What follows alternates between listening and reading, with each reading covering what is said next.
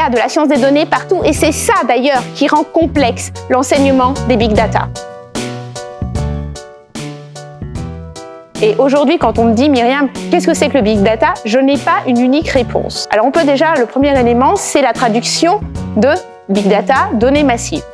Mais ça, des données massives, tout le monde voit ce que c'est. Qu'est-ce qu'est plutôt la science, la technicité autour du big data? Eh bien, on pourrait dire que c'est un cocktail de plusieurs sciences.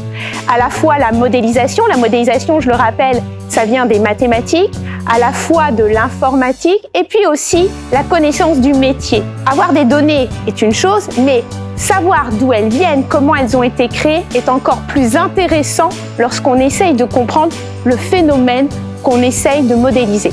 Nous avons en effet découpé le master spécialisé en 5 blocs de compétences qui vont de la gouvernance de la donnée à sa structuration, sa modélisation à l'aide de différentes techniques d'apprentissage et d'intelligence artificielle, mais aussi sa visualisation ainsi que sa valorisation et l'actionnabilité de la donnée. Là où la plupart des autres masters spécialisés ne proposent que 350 heures d'enseignement aux stagiaires, nous en proposons 423.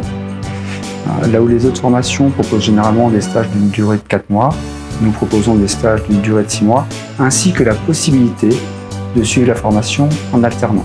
Et que nos enseignements comportent près de 70% de travaux pratiques. Ainsi, un stagiaire ayant suivi notre formation aura acquis des compétences pratiques et professionnelles dont il pourra immédiatement tirer parti. J'ai choisi l'UTT parce que je voulais une école d'ingénieur avec une bonne renommée. Et aussi ce master spécialisé précisément parce que je m'intéressais à la data science, mais je voulais pas juste faire tourner des algorithmes. Je voulais aussi connaître tout ce qui est autour. La réglementation, la monétisation des données et tout. En ce moment, je suis en stage chez Live Journey. J'occupe la fonction de stagiaire de data scientist dans l'unité de recherche et développement. Nous travaillons sur du process mining et au terme de ce stage, j'ai bien l'intention de poursuivre en doctorat. Le master BD-AAD est spécifique sur le marché national pour 2 raisons. La première, nous avons plus de 70% de travaux pratiques réalisés avec des intervenants. Et ces intervenants sont, pour la majorité des intervenants qui viennent du monde professionnel, de l'entreprise. Donc finalement, c'est des stagiaires à qui on a donné des sujets qui sont cruciaux en termes d'innovation pour l'entreprise, étant donné que c'est des sujets qui n'existaient pas avant, avec des techniques qui n'existaient pas avant, et qui en plus seront intégrés directement au logiciel, donc ils participent directement à la vie de l'entreprise. Et ces 2 stagiaires, d'ailleurs, on leur a donné des sujets qui sont des sujets clés en fait au sein de l'entreprise.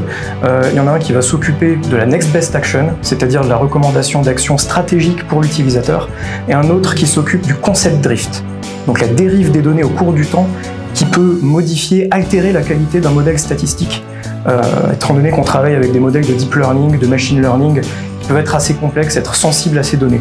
Alors, les débouchés professionnels des stagiaires sont avant tout des métiers dans le domaine de la donnée, soit des métiers plutôt techniques relevant de la data science ou de l'ingénierie de la donnée, soit des métiers relevant plus de la gouvernance de la donnée. Ainsi, pour donner quelques exemples, nos anciens étudiants sont devenus data analystes, data architectes, data scientists, mais avant tout, ce sont des experts dans chacun de leurs domaines. Parce que ce master-là, il propose énormément de compétences sur un vaste domaine d'application, c'est-à-dire qu'on est face à des gens qui sauront faire des vraies statistiques appliquées, qui sauront faire de la data science, qui sauront manipuler les données en toutes dimensions, mais finalement, les étudiants de cette formation-là, ils apportent des vraies solutions, et des solutions qui sont scalables et qui sont rapides. Parce que finalement, pour peu qu'on soit axé sur une optique de design et d'efficacité, dès qu'on a trop de données, il faut pouvoir trouver des solutions qui marchent vite et bien. Et c'est typiquement ce genre de profil-là qu'on trouve dans ce master-là.